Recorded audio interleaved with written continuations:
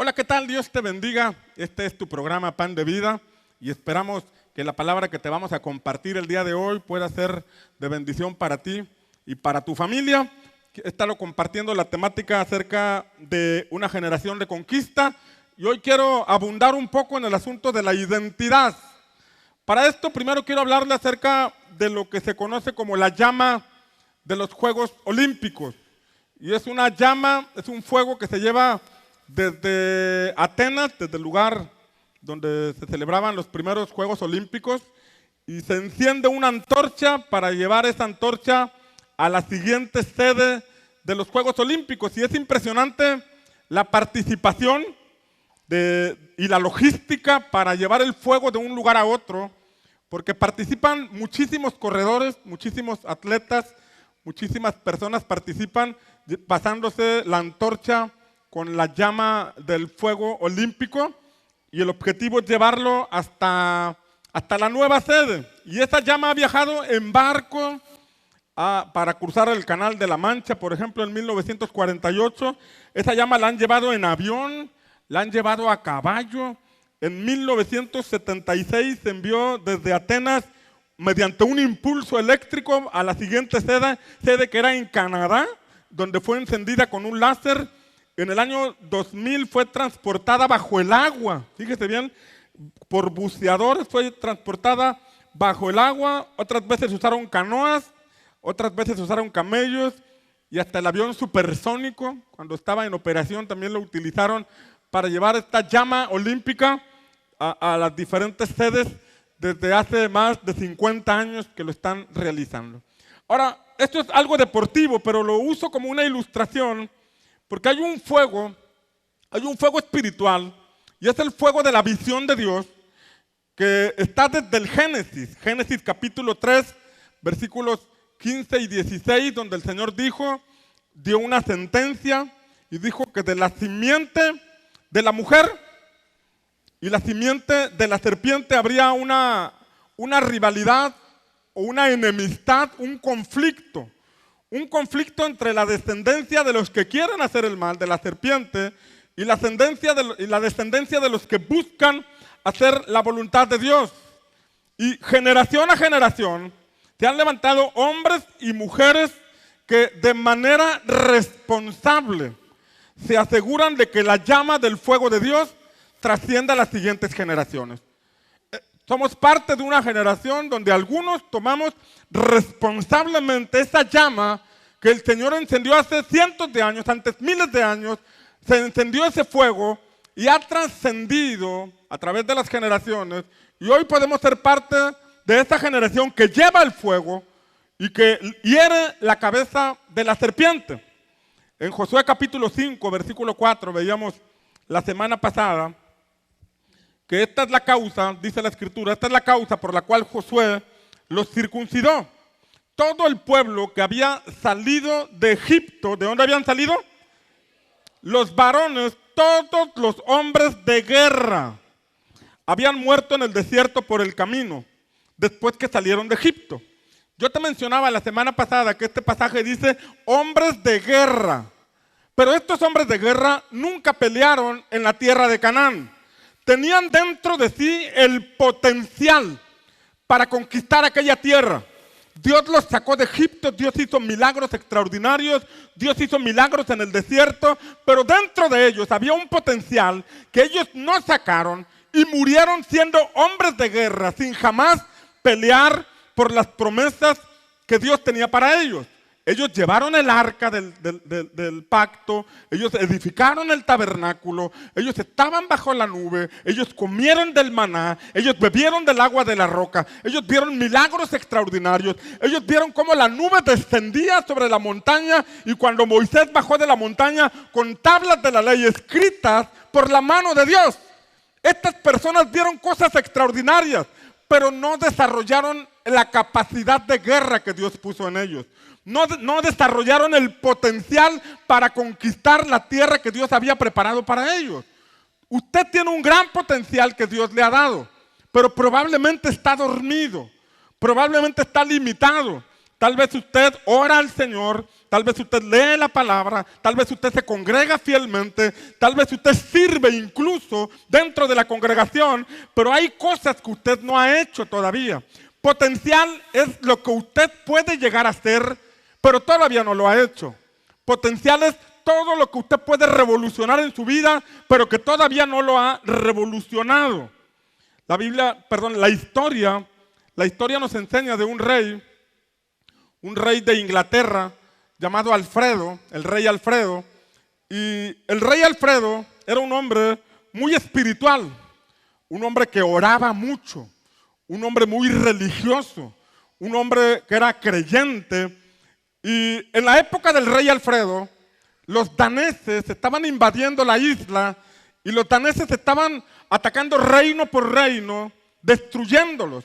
Y el reino de Inglaterra estaba en riesgo porque los daneses venían hacia allá, iban hacia allá, y los daneses eran violentos, los daneses eran crueles, los daneses eran tremendos. Y el rey Alfredo lo que hizo fue ponerse a orar. El rey Alfredo lo que se puso fue meterse al cuarto de oración mientras el peligro venía avanzando hacia el reino de Inglaterra. Al mismo tiempo, había una persona que era inglesa de nacimiento, pero que de niño se lo habían robado los daneses. Y al robárselo los daneses, él creció entre los daneses, aprendió las trampas que hacían los daneses, aprendió a pensar como los daneses, aprendió a pelear como los daneses, pero él era inglés. Y en algún momento tuvo que salirse del ejército danés y venirse con los ingleses. Y cuando vino con los ingleses, él empezó a aconsejar al rey Alfredo y a decirle, hay que prepararnos para la batalla. Y el rey Alfredo decía, hay que orar. Y este hombre le decía, no, mira, es que está bien que hay que orar, pero necesitamos prepararnos para enfrentar el conflicto que viene. Ya vienen los daneses y son violentos, son agresivos, son crueles, y si nosotros no preparamos a nuestro ejército, van a masacrarnos. Y el rey Alfredo decía, vamos a orar. Y bueno, se metió a orar, y finalmente los daneses llegaron, y Alfredo tuvo que huir. No es que Dios le haya fallado, sino que había una parte importante que él tenía que asumir con responsabilidad el llamado o la asignación de rey que tenía en ese lugar y convocar a sus ejércitos para sacar sus espadas y poder defender aquel lugar. Entonces, la historia dice que este hombre huyó, el rey huyó junto con toda la corte y toda su gente, y cuando se escondieron, por allá mandó traer nuevamente a aquel joven que era inglés, pero que había sido formado entre los daneses. Y este hombre empezó a aconsejar al rey Alfredo y empezó a decirle cómo tenían que pelear, empezó a decirle cómo pensaban los daneses y qué estrategias podrían utilizar, y empezaron a capacitar a sus ejércitos y empezaron a fortalecerse.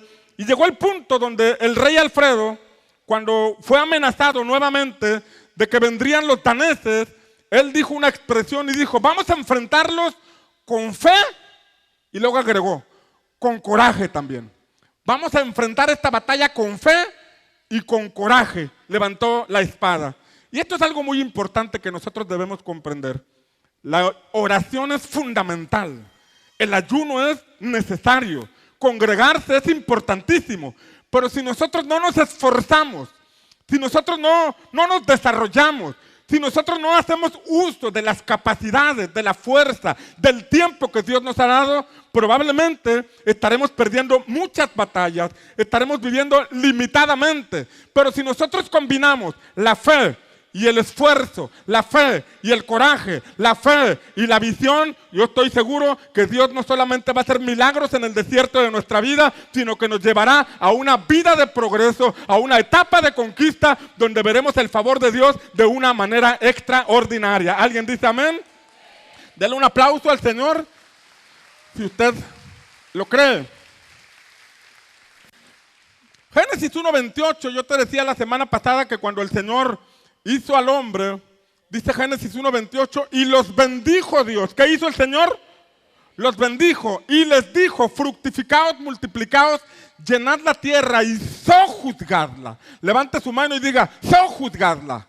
¿Qué significa sojuzgar? significa someter la tierra, conquistar la tierra. El Señor les estaba diciendo, yo les he dado mi bendición, yo estoy con ustedes, pero es responsabilidad de ustedes conquistar la tierra. Es responsabilidad de ustedes labrar el huerto y cuidarlo, tener una vida productiva. Y yo oro en esta mañana para que el Señor abra tus ojos, abra tu corazón y puedas sacar todo el potencial que Él puso delante de ti. Que los días que te restan por vivir en esta tierra, los aproveches al máximo y veas la bendición del Señor de una manera extraordinaria. ¿Alguien dice amén? Veíamos la semana pasada rápidamente a Sara y Fares. Sara y Fares. Y Sara y Fares eran hijos de Judá y Tamar. Judá era hijo de Jacob. Y entonces Sara y Fares, los gemelos, eran nietos de Jacob. Y la Biblia dice que cuando nacieron estos gemelos, el primero que salió fue Sara. Y sacó la mano Sara. Y dice la escritura que la partera le puso un cordón rojo para identificar al primero que había sacado la mano. Pero dice la escritura que metió la mano y salió su hermano. Y cuando salió su hermano, la partera dijo, ¡qué gran brecha has hecho! Y la palabra la expresión qué gran brecha se dice Fares. Y por eso le pusieron Fares. Y vemos a un niño que desde su nacimiento fue un niño que no se limitó a quedarse atrás. No se limitó a ver que otro ya había extendido la mano, sino que él lo rebasó, no sé si por la izquierda o si por la derecha, pero él no se conformó con ser el segundo lugar. Él dijo, yo he venido a esta tierra para conquistar. Y oro al Señor para que despierte en ti ese espíritu de Fares, para que no se quedes atrás en el camino, sino que brinques los obstáculos, superes las adversidades y puedas alcanzar el plan de Dios para tu vida en esta tierra. ¿Alguien dice amén? Ahora Sara ilustra a aquellos creyentes que extienden la mano para pedir. Y Fares ilustra a los creyentes que se atreven a avanzar, rompiendo muros y abriendo brechas donde no hay. La generación de Moisés fue una generación tipo Sara, que le pedía al Señor. Le pedían pan y el Señor les da pan. Le pidieron queso y les dio un hueso. Ah, no, perdón, esa es otra cosa. Pero era una generación que le pedía al Señor. Quería pan. Moisés, tenemos hambre, queremos comer. Y ahí el Señor les dio. Moisés, tenemos sed. Danos de beber, porque mira nuestros ganados y nuestra familia está muriendo de sed. Y Moisés oró y le pegó a la roca y salió agua. Dios suplía las necesidades de ellos. Pero escuche, ya leímos que esa generación tenía el potencial de ser hombres de guerra. Dice que murieron en este lugar los hombres de guerra que nunca pelearon, pero que tenían el potencial para hacerlo. Pero la mentalidad de Sara que tenían, la mentalidad de solamente pedirle al Señor y no obedecer y no atreverse a conquistar lo que el Señor tenía para ellos, los dejó finalmente en el desierto. Que no te quedes tú en el desierto, que seas como un cristiano como Fares, que no extiende la mano para pedir, sino que extiende la mano para arrebatar, porque el reino de los cielos sufre violencia y solamente los violentos, ¿cuántos pueden levantar su mano y decir, los violentos arrebatamos? Los violentos arrebatamos en el nombre de Jesús. Amén. Vamos a Josué capítulo 5, versículos 8 y 9. Y dice la escritura, y sucedió que cuando terminaron de circuncidar a toda la nación, permanecieron en sus lugares en el campamento, ¿hasta cuándo? Está bien chiquita la letra, a ver si la sacamos más grande la otra semana. Dice, hasta que sanaron. Entonces el Señor dijo a Josué, hoy he quitado de vosotros el oprobio de Egipto. Por eso aquel lugar se ha llamado Gilgal hasta hoy. Muy bien, aquí vemos que necesitaron ser circuncidados y después de ser circuncidados, ellos debían ser sanados. Veíamos que la circuncisión es señal de pacto. Ellos tenían que entrar en pacto con Dios. Ellos tenían que tomar la decisión de comprometerse con el Señor, pero después de comprometerse con el Señor, ellos deberían ser sanos. Y ser sanos de las situaciones que nos impiden permanecer en pacto. Hay ocasiones que tenemos dificultad para permanecer en la palabra que dijimos. A veces asumimos un compromiso y no nos mantenemos en lo dicho. A veces asumimos una responsabilidad y no nos mantenemos en lo dicho. No podemos ser personas que le demos al cielo una señal de que somos personas de pacto si no tomamos la decisión de hacerlo y si no permitimos que Él sane nuestra vida. Ellos respondieron al llamado que el Señor les hizo de ser circuncidados. Ellos dijeron, sí, vamos a circuncidarnos, y después de ser circuncidados, ellos fueron sanados. Ellos no podrían entrar a Canaán si ellos no se circuncidaban. Escuche, porque Dios le dijo a Abraham, yo te voy a dar esta tierra a ti y a tu descendencia, pero tu descendencia debe estar en pacto conmigo. Tu descendencia yo debo ver la señal del pacto con ellos cuando ellos se circunciden. Entonces, este pueblo no podía entrar a Canaán si ellos no entraban en esta relación de pacto con el Señor. Primero, Dios tiene que salvarnos. La salvación es lo número uno que usted y yo debemos buscar. Que el Señor nos saque de Egipto. Después de sacarnos de Egipto, el Señor debe liberarnos. Liberarnos, escuche, liberarnos de espíritus malos, pero también liberarnos de doctrinas o ideologías que a veces tenemos muy arraigadas en nuestra mente. A veces hay conceptos equivocados de la iglesia. A veces está mucho el concepto de la religión de Egipto, de la religión tradicional, donde la vida en Cristo es únicamente una reunión a la semana, un día a la semana, un tiempo para Dios, cuando en realidad Dios debe ser el centro de todo en nuestra vida. ¿Alguien dice amén?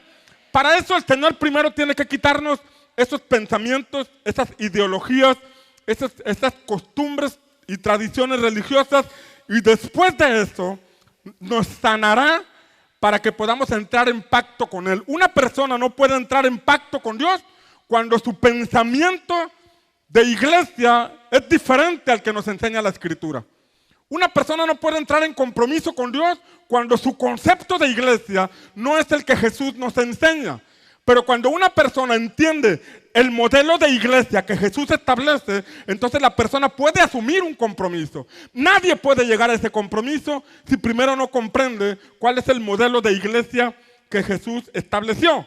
Nosotros podemos haber salido de Egipto y somos salvos, pero mientras no seamos sanados, en nuestro interior no podrá salir el potencial que el Señor ha puesto en nuestra vida. Nosotros podemos estar en el desierto en este momento y tal vez estamos llevando el arca, cantamos en el grupo de alabanza, participamos como ujieres, damos clases en la escuela de campeones, de servidores, en la especializada, grabamos en las cámaras o estamos en algún otro ministerio. No sé en qué área podamos estar sirviendo.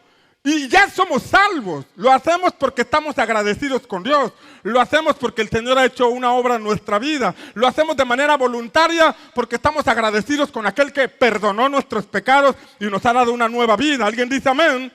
Pero de ahí a que podamos entrar a Canaán hay un caminito. Dios no lo llamó a usted solamente a salir de Egipto. Dios no solamente quiere perdonar sus pecados, Dios quiere cumplir su propósito en ti. Dios quiere cumplir su plan en tu vida y en tu familia. Quiere darte entrada a Canaán, quiere llevarte a una tierra próspera y quiere que tú y tu familia caminen en una senda diferente a la que caminaron tus antepasados. ¿Alguien dice amén? Pero para eso necesitamos entrar en una relación de pacto con Dios. No con el pastor, no con una visión del discipulado, sino con Dios. Cuando uno entra en pacto con Dios, puede comprometerse con la visión de la iglesia, puede comprometerse con otras actividades. Pero cuando nosotros no nos comprometemos con Dios y simplemente desarrollamos una vida de domingo, nos puede pasar como a Israel. Israel es el claro ejemplo de que cuando una persona, una familia o un pueblo no entra en pacto con Dios, no puede entrar a esa tierra de Canaán. Es importante que usted y yo podamos recibir esta palabra, esta revelación, porque está en juego la continuidad del fuego que el Señor encendió en nuestras vidas. ¿Alguien dice amén? Ahora escuche, la paternidad bien ejercida da identidad. ¿Qué da? Da identidad, da seguridad, da corrección, da formación de carácter, da dirección, ayuda a descubrir propósito, entre otras cosas. una de las cosas que Dios tiene que sanar en nuestra vida es nuestro contexto con la paternidad. El contexto del que venimos nosotros en relación a la paternidad, porque de ahí depende mucho. Dios se manifiesta como Padre. Jesús vino a mostrarnos a Dios como Padre, pero muchos tenemos a Dios como una religión. Muchos solamente cambiamos de religión porque tuvimos una experiencia con el Señor que trajo perdón de pecados, pero Dios no es una religión. Dios es nuestro Padre y tenemos que relacionarnos con Él de acuerdo a lo que Él es. Él es nuestro Padre. ¿Alguien dice amén? Él es nuestro Padre. Cuando nosotros no tenemos una identidad clara como hijos de Dios, entonces tenemos dificultad para comprometernos. Porque yo no me puedo comprometer con una visión cuando creo que es una ideología, cuando creo que es una doctrina, cuando creo que es una ocurrencia del pastor. Pero cuando yo me identifico con el Padre, con Dios, sé que mi Padre tiene algo aquí en la tierra. Sé que mi Padre tiene un plan, un propósito para esta comunidad. Sé que mi Padre quiere salvar a cada habitante de esta comunidad. Entonces yo no me estoy comprometiendo ni con el pastor, ni con la visión, ni con el discipulado, ni con una ideología, sino que conozco el corazón de papá. Y al conocer el corazón de papá, yo me comprometo con él y podemos hacer de esta comunidad un Canaán donde el progreso y el desarrollo sea parte de los habitantes de este lugar. ¿Alguien dice amén? Entonces, la paternidad juega un papel muy importante, pero a veces nosotros no nos damos cuenta si estamos afectados en el área de la paternidad. Por ejemplo, a veces mis hijos no ven mi papel de padre. O sea, no entienden algunas facetas de mi papel de padre hasta que escuchan testimonios de otros padres que son tremendos. Entonces, cuando escuchan testimonios de situaciones que han pasado, vienen y me abrazan y me dicen, ay, le doy gracias a Dios por el papito lindo que tengo, ¿verdad? Pero cuando me toca corregir, cuando me toca instruir, cuando me toca hacer algunas cosas, no se entiende el papel de padre hasta que se dan cuenta que hay otros modelos de padre que no son iguales al que están en casa. ¿Está aquí conmigo? A veces no sabemos, escuche, no sabemos cuánto hace falta un padre. A veces no entendemos el valor del padre que tenemos, pero a veces no nos damos cuenta cuánto hace falta un padre hasta que descubrimos que nuestros límites o afectaciones derivados de la falta de paternidad se hacen evidentes y somos honestos. Llega un momento en nuestra vida en donde vas caminando, vas desarrollándote, pero te das cuenta que llegas a un tope. Y llegas a ese tope y buscas salir, y cuando examinas tu interior, cuando examinas tu corazón, te das cuenta que hay asuntos que te hicieron falta. Hay asuntos en donde no fuiste pleno y completo. Hasta que llegaste a ese momento y eres honesto contigo mismo, te das cuenta que hubo asuntos en tu desarrollo, en tu niñez, en tu adolescencia, que no fueron llevadas correctamente y te estuvieron afectando. Hay un ejemplo en la Biblia y es el ejemplo de Saúl, el rey Saúl. El rey Saúl, antes de ser rey, tenía el potencial para ser rey. Dentro de él estaban las características para ser el primer rey de Israel. Y en primer libro de Samuel, capítulo 10, encontramos que andaba Saúl buscando unas burras. Su papá lo mandó a buscar unas asnas que se habían extraviado. Y ahí va Saúl buscando las burras.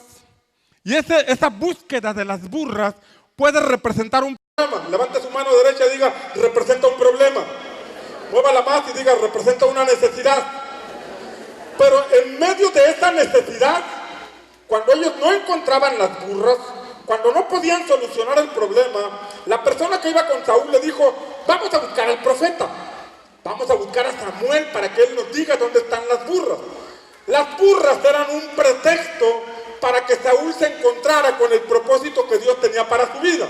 Ese problema que tú estabas viviendo simplemente fue un pretexto para que tú te acercaras a Dios. El asunto no era solamente resolver resolver tu problema, sino que Dios quería revelarte el plan, el propósito y el proyecto que Dios tiene para ti. En ti hay potencial para hacer cosas extraordinarias, y una vez que encuentras esas burras, te vas a encontrar con el Dios Todopoderoso, vas a encontrar tu propósito y vas a desarrollar el potencial que el Señor te ha dado. ¿Alguien dice amén? Entonces, aquí estaba Saúl buscando las burras. ¿Qué buscaba? Las burras. Era el pretexto, porque finalmente se encontró con el profeta Samuel. Y mira lo que dice el capítulo 10, versículos 1 y 2. Tomó entonces Samuel la redoma de aceite y la derramó sobre la cabeza de Saúl. O sea, lo ungió con aceite. Lo besó y le dijo, ¿qué le dijo? ¿No te ha ungido el Señor por príncipe sobre su heredad?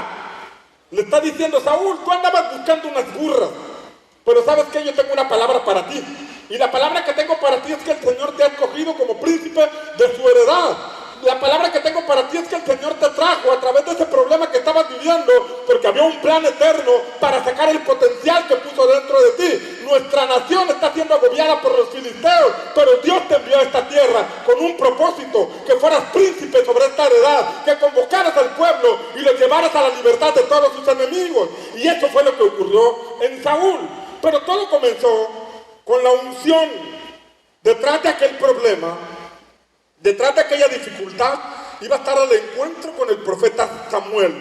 Y entonces, después de ungirlo, dice, ¿no te ha ungido el Señor por príncipe sobre su heredad?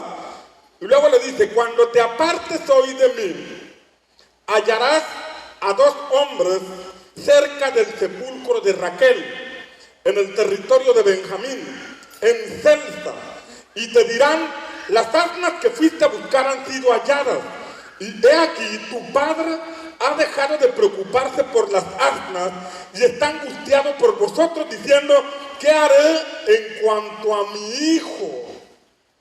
Entonces tomó la redoma, echó aceite sobre su cabeza, lo besó y fue las palabras que él les dijo.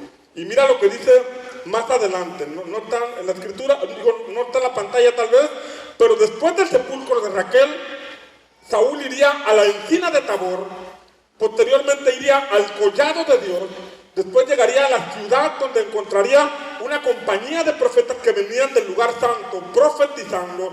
Y en el versículo 7, primer libro de Samuel, capítulo 10, versículo 7, dice, cuando estas señales te hayan sucedido, haz lo que la situación requiera, porque Dios está contigo. Escuche. Samuel le está dando una unción y le está diciendo, te vas a ir al sepulcro de Raquel, después vas a ir a la encina de Tabor, después de la encina de Tabor vas a llegar a la guarnición de los filisteos, después de la guarnición de los filisteos vas a encontrar una compañía de profetas y ellos profetizando, y el Espíritu de Dios vendrá sobre ti, vas a profetizar, y después de profetizar vas a ser mudado en otro hombre, y después de ser mudado en otro hombre, haz lo que te venga a la mano para hacer, porque Dios está contigo. Escuche, habla de un llamado que él tenía. Saúl, vas a ser rey de Israel, pero para llegar a ser rey de Israel, de acuerdo al plan de Dios, tienes que seguir estos pasos, tienes que caminar por esta senda. ¿Qué hubiera pasado si Saúl no lo hace? ¿Qué hubiera pasado si todo se queda con la experiencia de recibir aceite? Escuche, recibir aceite es como una experiencia que podemos tener aquí en la congregación. Usted y yo venimos, levantamos nuestras manos, recibimos la presencia del Señor, hay una experiencia bonita, hay una experiencia extraordinaria, pero si usted y yo no caminamos hacia el propósito de Dios, el propósito no se cumple. El plan de Dios de que Saúl fuera rey no se hubiera cumplido si Saúl no sigue los pasos que en ese momento el profeta le estaba dando. Ahora, ¿qué nos muestra el Espíritu Santo aquí? ¿Qué nos muestra la palabra aquí? ¿Por qué tenía que ir al sepulcro de Raquel? ¿Qué tiene que ver el sepulcro de Raquel? La Biblia dice que cuando Saúl llegara al sepulcro de Raquel, pasarían dos cosas. La primera es que encontraría a dos hombres que le darían una buena noticia. La buena noticia es que su papá ya no estaba preocupado por las burras, ahora estaba mortificado por él. Aquel hombre al que solamente le importaba el negocio de las burras y no le importaba su hijo, ahora su corazón había cambiado y le decía, ya las burras déjalas a un lado, ahora estoy angustiado por mi hijo. Habla de una restauración entre padres e hijos. Habla de un punto donde después de ser ungido con aceite, él tendría que ir al punto del sepulcro de Raquel, donde encontraría la noticia de una restauración entre él y su padre. Era necesario que Saúl sanara estas áreas de la paternidad. ¿Sabe que de manera personal yo tuve un padre muy bueno? Un padre bien padre. Un padre que siempre que se paraba a predicar, hablaba bien de sus hijos. Aunque sus hijos anduviéramos mal, él siempre hablaba las cosas buenas que veía en nosotros. Él siempre trató bien a mi madre. Él siempre fue un buen proveedor. Me tocó ser el más chico de mi familia, el más pequeño, y me tocó la parte tal vez más holgada en el asunto de la familia. Todas las familias cuando empiezan, pues empiezan con algunas necesidades, algunos requerimientos y batallar en algunas áreas, pero como yo fui el último, ya me tocó esta etapa, ya la habían pasado, y yo recuerdo que siempre que papá venía de viaje, siempre me traía algún detalle, me traía algún perfume, me traía algunos zapatos, siempre traía un detalle. Él estuvo mucho tiempo ausente debido al ministerio. Él viajaba un mes y pasaba en la casa 3, 4 días, volvía a viajar otro mes y regresaba 3, 4 días y era agradable cuando él llegaba, ¿no? Cuando yo era pequeño ya lo veía llegar, me sentaba en sus piernas. Tengo imágenes bien gratas de cuando me llevaba de niño a un restaurante en Ciudad Madero que se llamaba La Famosa.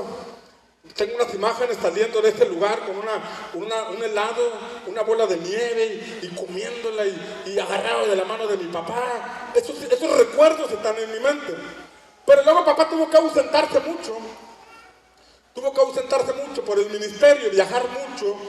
Y en ese tiempo que él se tuvo que alejar mucho por el ministerio, pues hubo una ausencia. En mi formación hubo una ausencia en el desarrollo de mi infancia que yo no me di cuenta de esa necesidad hasta que ya era pastor. Cuando yo era pastor, yo me di cuenta de esa necesidad porque yo tenía dificultad para orar. Escuche, yo ya era pastor y tenía dificultad para orar. Y cuando me disponía a orar, me distraía y no podía conectarme con el Señor. Y pues, ¿qué me está pasando? Me da vergüenza que le diga a la iglesia que ore y yo ni siquiera oro. Que van a decir que soy un pastor, que no soy espiritual. Hasta que me di cuenta que Pedro tampoco oraba. Pedro es de la Biblia. Porque la Biblia enseña que cuando estaba el paralítico en la puerta llamada La Hermosa, el que estaba paralítico estaba ahí sentado y Pedro le dijo, no tengo plata ni oro, pero lo que tengo te doy, ¿verdad? No tengo plata ni oro. No es cierto, ni oro, ¿verdad? El punto es que yo tenía dificultad para orar.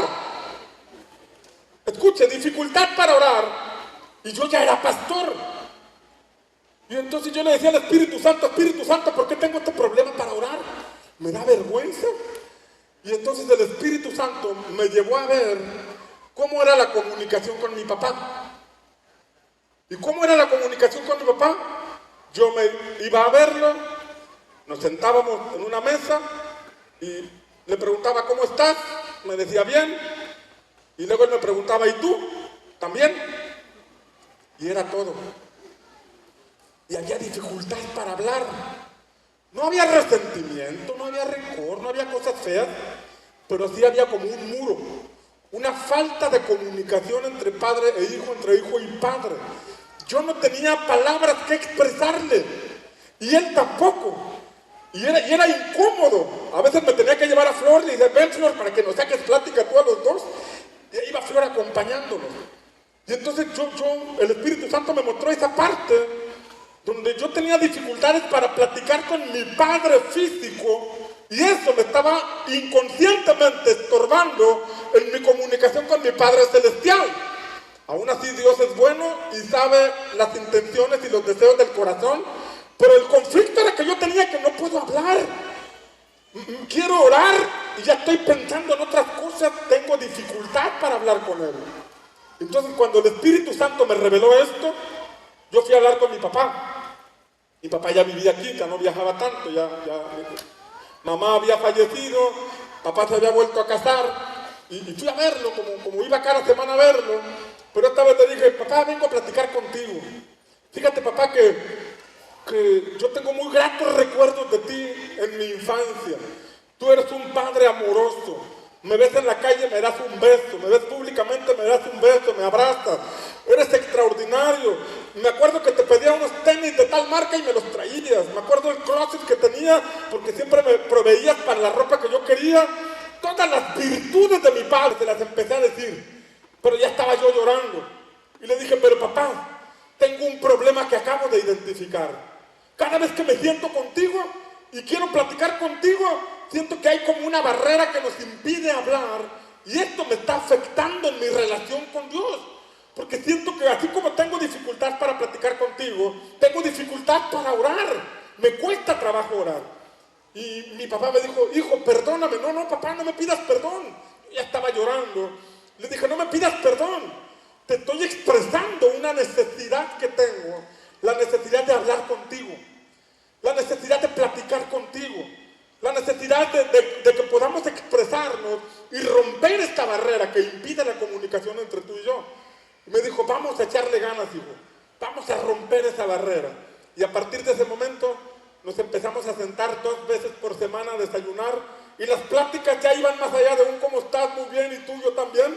Ya empezamos a romper el silencio y a practicar una comunicación que no teníamos, que finalmente me trajo una sanidad a mi alma. De esto me di cuenta ya siendo pastor. De esto me di cuenta ya cuando estaba llegando a un tope en el ministerio, no podía desarrollarme, no podía sacar el potencial que creía que estaba dentro de mí por esa necesidad en el área del alma. Tiempo después, porque eso lo descubrí cuando estaba escribiendo el libro de Fundamentos para la Familia, pero tiempo después me di cuenta de otras situaciones que todavía Dios tenía que romper en mi alma. Y recuerdo que esas fueron sanas cuando los últimos 2 años de la vida de mi padre, él sufrió una situación en su cabeza, en su cerebro, y nos tocó cuidarlo, a mí y a mis hermanos, una semana cada quien. Y entonces durante 2 años, mis hermanos y yo, cada quien lo cuidaba una semana, y recuerdo que la semana que me tocaba, pues tenía que rasurarlo, tenía que bañarlo, tenía que estar con él. Mi esposa siempre me apoyó, mis hijos también siempre me apoyaron, pero en ese periodo, donde durante 2 años me tocaba cada 4 semanas cuidar a mi padre, Dios terminó de sanar áreas que estaban afectadas en mi vida, porque las 24 horas lo tenía conmigo. Las 24 horas de la semana que me correspondía, me tocaba cuidarlo, me tocaba amarlo, me tocaba a veces llevarlo a comer un elote, pasar tiempo con él. Y fueron cosas que el Señor fue sanando en mi vida en ese periodo, ya siendo pastor. Entonces, cuando nosotros no entendemos esta parte, vamos por la vida limitados. Vamos por la vida sin poder desarrollar un potencial porque no hubo una formación, no hubo esta figura paterna que nos diera seguridad, que nos diera identidad. No podemos identificarnos con un padre al que no vemos, si ni siquiera el que vimos pudimos identificarnos con él. Por eso Dios tiene que sanar. Dios llevó a Saúl a esta parte, le estaba diciendo, tú vas a ser rey de Israel. Pero antes de ser rey de Israel, Dios tiene que hacer algo en tu vida. Y el primer paso es ir al sepulcro de Raquel. Ahí encontrarás una buena noticia en la relación con tu padre. Pero hay algo más profundo aquí. Porque no solamente iba a recibir la noticia de que su padre ya estaba angustiado por él. La Escritura dice que Dios hará volver el corazón de los padres hacia los hijos y el corazón de los hijos hacia los padres, no sea que la tierra se hiera con maldición. Este pasaje de Malaquías dice que la tierra se hiere con maldición cuando el corazón de los padres y de los hijos está distanciado. ¿Saben que a veces un padre y un hijo pueden estar en una misma casa, pero no relacionarse? Estar en una misma casa, pero nunca dedicarse tiempo. Estar en una misma casa, el padre puede ser responsable, puede dar el alimento, puede dar el sustento, puede dar el abrazo, Pero la paternidad va mucho más allá. La paternidad trasciende aun cuando los padres ya no están. Pero la segunda parte que vemos ahí en el sepulcro de Raquel, la pregunta que tenemos que hacernos es ¿por qué? ¿Por qué el Señor llevó a Saúl al sepulcro de Raquel? ¿Quién era Raquel? ¿Quién era Raquel y qué representa en el proceso de sanidad de Saúl? ¿Sabe que Saúl era de la tribu de Benjamín? ¿De qué tribu era? De la tribu de Benjamín. ¿Y quién fue Benjamín? ¿Quién fue Raquel? Cuando usted y yo leemos la Biblia, que encontramos en Génesis, aproximadamente por el capítulo 35, 36, 37, que Raquel era esposa de Jacob. Y Raquel era esposa de Jacob y fue la madre de José, pero también ella, en el transcurso de que salieron de la casa de Labán e iban a la tierra de la casa de los padres de Jacob, Raquel iba embarazada de Benjamín. Y dice la escritura que en el camino hubo problemas con el parto. Y en el camino ella tuvo que aliviarse. Y mientras se aliviaba, ella perdió la vida. Y cuando el niño nació, ella le puso Benoni. Y Benoni significa hijo de mi tristeza. Y en ese momento ella murió. Las últimas palabras de su mamá fueron: eres un hijo de mi tristeza. Él tenía a su lado a su padre, y su padre fue un hombre sabio que le dijo: tú no eres Benoni, tú eres Benjamín, hijo de mi mano derecha. Pero ¿sabe una cosa? Este niño nació con situaciones que tenía que romper. La primera era romper el espíritu de orfandad, porque la falta de uno de los padres, que genera falta de identidad, falta de seguridad, falta de dirección, situaciones como la culpa, porque este niño pudo haber pensado: mi mamá murió cuando yo nací.